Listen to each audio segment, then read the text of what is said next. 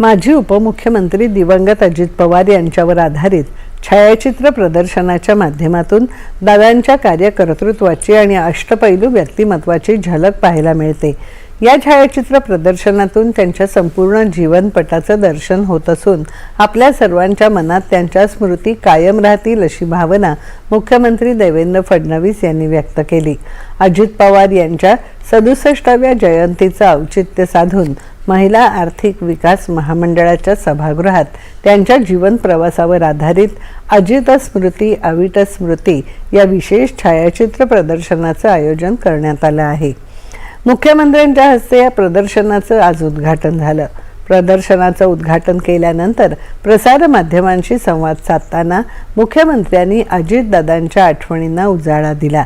उपमुख्यमंत्री सुनेत्रा पवार आणि मंत्रिमंडळातील इतर मंत्री यावेळी उपस्थित होते।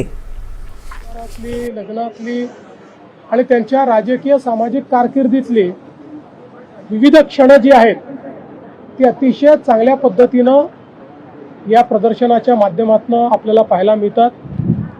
दादांचा जसा उमदा स्वभाव होता, त्यांचं जे हास्य होतं, कधी त्यांची कठोरता होती, अशा सगळ्या गोष्टी आपल्याला या प्रदर्शनामध्ये पाहायला मिळतात। एकूणच हे प्रदर्शन पाहिल्यानंतर निश्चितपणे दादांचं व्यक्तिमत्व तर आपल्याला पाहायला मिळतंच, पण त्यासोबत अनेक आठवणी देखील या प्रदर्शनामुळे ताज्या होतात आणि दादांवर प्रेम करणाऱ्या सर्वांनी हे प्रदर्शन आवर्जून बघावं अशा प्रकारचं माझं आव्हान आहे।